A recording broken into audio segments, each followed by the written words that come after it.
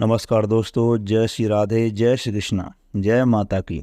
हर साल चैत्र माह के कृष्ण पक्ष की 10वीं तिथि को दशा माता का व्रत किया जाता है। सुहागन महिलाएं इस व्रत को अपने घर की दशा सुधारने की, आर्थिक स्थिति सुधारने के लिए करती हैं। इस व्रत को करने से या दशा माता की कथा सुनने से दुर्भाग्य भी सौभाग्य में बदल जाता है। धार्मिक शास्त्रों के अनुसार इस दिन महिलाएं व्रत पूजन कर गले में खास धागा या पूजा का डोरा पहनती हैं ताकि परिवार में सुख समृद्धि, शांति, सौभाग्य और अपार धन संपत्ति बनी रहे। इस व्रत में साफ सफाई का विशेष ध्यान रखा जाता है। इस दिन झाड़ू आदि खरीदने की परंपरा भी प्रचलित है।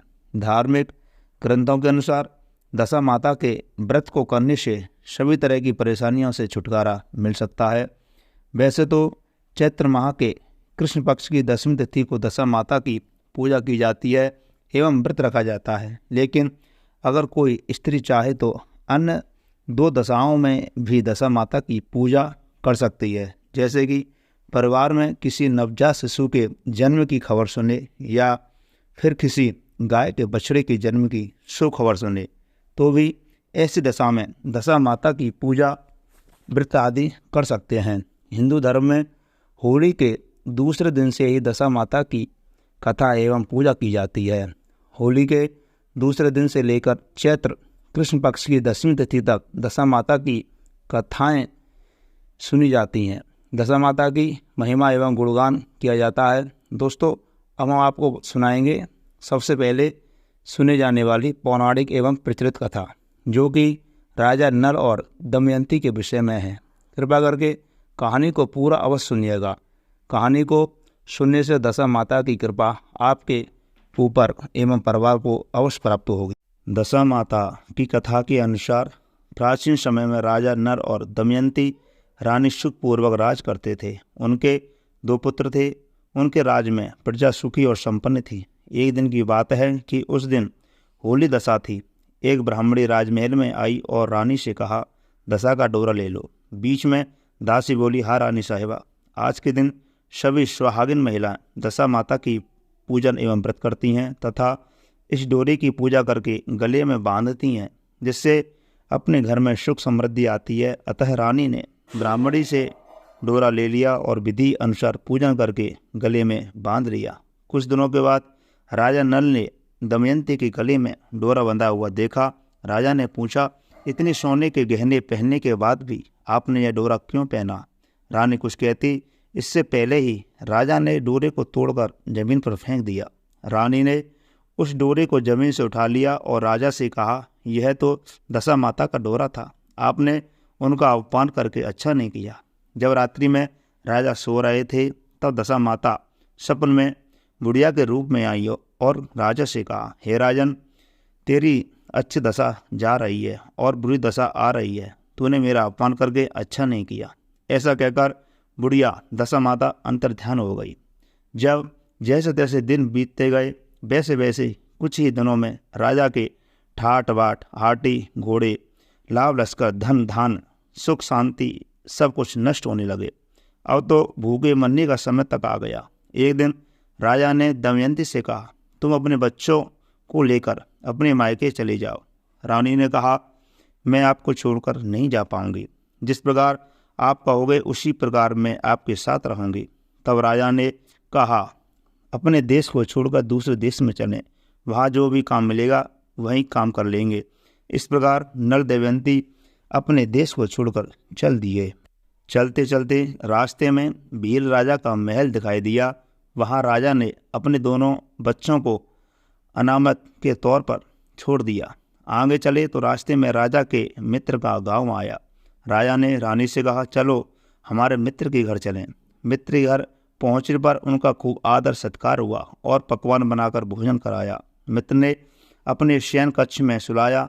उसी कमरे में मोर की आकृति की खूंटी पर मित्र की पत्नी का हीरों जड़ा कीमती हार टंगा था। मध्यरात्रि में रानी की नींद खुली तो उसने देखा कि वह बेजान खूंटी हार को निगल रही है। यह देखकर रानी ने तुरंत राजा को जाकर दिखाया और दोनों ने विचार किया कि सुबह होने पर मित्र के पूछने पर क्या जवाब देंगे। अतः यहाँ से इसी समय चले जाना चाहिए। राजा रानी दोनों रात्रि को ही वहाँ से चल दिए।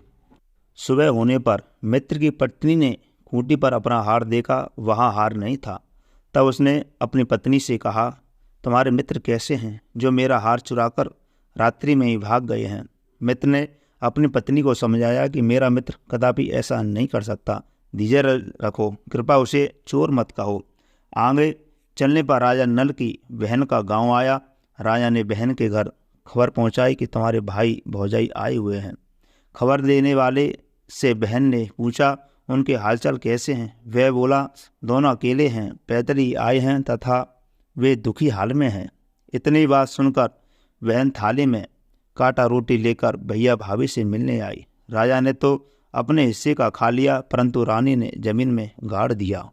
चलते चलते एक नदी मिली। राजा ने नदी में से मछलियां निकालकर रानी से कहा, तुम इन मछलियों को भूंजो, मैं गांव में से परोसा लेकर आता हूँ। गांव का नगर शेठ सभी लोगों को भोजन करा रहा है। राजा गांव में गया और परोसा लेकर वहां से चला तो रास्ते में चील ने झपट्टा मारा तो सारा भोजन नीचे गिर गया। राजा ने सोचा कि रानी विचार करेगी कि राजा तो भोजन करके आ गया और मेरे लिए कुछ भी नहीं लाया। उधर रानी मछलियां भूनने लगी तो दुर्भाग्य से सभी मछलियां जीवित होकर नदी में चले गई। रानी उदास होकर सोचने लगी कि राजा पूछेंगे तो क्या सोचेंगे कि सारी मछलियां खुद खा गई। जब रानी आए तो मन ही मन समझ गए और वहां से आगे चल दिए। चलते चलते रानी के मायका आ गया। राजा ने कहा, तुम अपने मायके में चली जाओ, वहाँ दासी का कोई भी काम कर लेना, मैं इसी गांव में कहीं नौकर हो जाऊंगा। इस प्रकार रानी महल में दासी का काम करने लगी और राजा तेली के घाने पर काम करने लगा। दोनों को काम करते बहुत दिन हो गए। जब रानी दशा का दिन आया तब सभी रानियों ने सिर धोकर स्नान किया। दासी ने भी स्नान किया। दासी ने रानियों का सिर गूंथा तो राजमाता ने कहा, मैं भी तेरा सिर गूंथ दूँ। ऐसा कहकर राजमाता जब दासी का सिर गूंथ रही थी तब उन्होंने दासी के सिर में पद्म देखा। यह देखकर राजा माता की आंखें भर आई और उनकी आंखों से आंसू की बूंदें गिरी।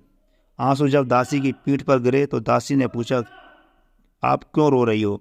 राजमाता ने कहा, तेरे जैसी मेरी भी बेटी है जिसके सिर में भी पद्म था, तेरे सिर में भी पद्म है। यह देखकर मुझे उसकी याद आ गई। तब दासी ने कहा, मैं ही आपकी बेटी हूँ। दशा माता के कोप से मेरे बुरे दिन चल रहे हैं, इसलिए यहाँ चली आई। माता ने कहा, बेटी तूने यह बात हमसे क्यों छिपाई? दासी ने कहा, माँ मैं सब कुछ बता देती तो मेरे बुरे दिन नहीं कटते। आज मैं दशा माता का व्रत करूँगी तथा उनसे गलती की क्षमा याचना करूँगी। अब तो राजमाता ने बेटी से पूछा, हमारे जमाई राजा कहाँ हैं? बेटी बोली, वे इसी गांव में किसी तेली के घर काम कर रहे हैं। अब गांव में उनकी खोज कराई गई और उन्हें महल में लेकर आए। जमाई राजा को स्नान कराया, नए वस्त्र पहनाए और पकवान बनवाकर उन्हें भोजन कराया गया। अब दशा माता के आशीर्वाद से राजा नल और दमयंती के अच्छे दिन लौट आए। कुछ दिन वहीं बिताने के बाद अपने राज आने को कहा। दमयंती ने पिता ने खूब सारा धन, लाभ, लश्कर, हाथी घोड़े आदि देकर बेटी जमाई को विदा किया। रास्ते में वहीं जगह आई जहाँ रानी ने मछलियों को भुना था और राजा ने हाथी से चील के झपटा मारने से भोजन जमीन पर गिर गया था। तब राजा ने कहा, तुमने सोचा होगा कि मैंने अकेले भोजन कर लिया होगा, परंतु चील ने झपट्टा मार कर गिरा दिया था। अब रानी ने कहा, आपने सोचा होगा कि मैंने मछलियाँ भूनकर अकेले खा ली होंगी, परंतु वे तो जीवित होकर नदी में चली गई थी। चलते चलते अब राजा की बहन का गांव आया। राजा ने बहन के यहाँ खबर भेजी। खबर देने वाले ने पूछा कि उनके हालचाल कैसे हैं। उसने बताया कि बहुत अच्छी दशा में हैं, उनके साथ हाथी, घोड़े, लाव, लश्कर हैं। यह सुनकर राजा की बहन मोतियों की थाल सजाकर लाई। तभी दमयंती ने धरती माता से प्रार्थना की और कहा, माँ आज से मेरी अमानत मुझे वापस दे दो। यह कहकर उस जगह को खोदा, वहाँ कांदा रोटी गाड़ दिया था। खोदने पर रोटी तो सोने की और कांदा चांदी का हो गया। यह दोनों चीज़ें बहन की थाली में डाल दी और आगे चलने की तैयारी करने लगे। वहाँ से चलकर राजा अपने मित्र के घर पहुँचे। मित्र ने उनका पहले के समान ही खूब आदर सत्कार और सम्मान किया।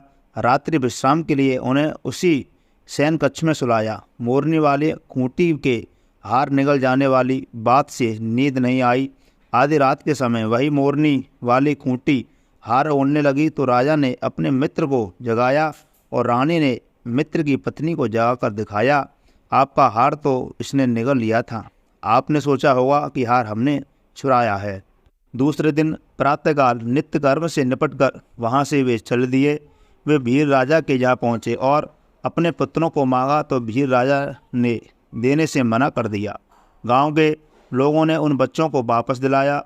नल दमयंती अपने बच्चों को लेकर अपनी राजधानी के निकट पहुँचे तो नगरवासियों ने लाव लश्कर के साथ उन्हें आते हुए देखा। सभी ने बहुत प्रसन्न होकर उनका स्वागत किया तथा गाजेबाजी के साथ उन्हें महल पहुँचाया। राजा को पहले जैसा ठाट बाट हो गया। राजा नल दमयंती पर दशा माता ने पहले कोप किया, ऐसा कोप किसी पर मत करना और बाद में जैसी कृपा करी वैसी सब पर करना। इस वीडियो में इतना ही। अगर आपको जानकारी अच्छी लगी हो तो वीडियो को लाइक करें, चैनल को सब्सक्राइब करें। बोलिए दशा माता की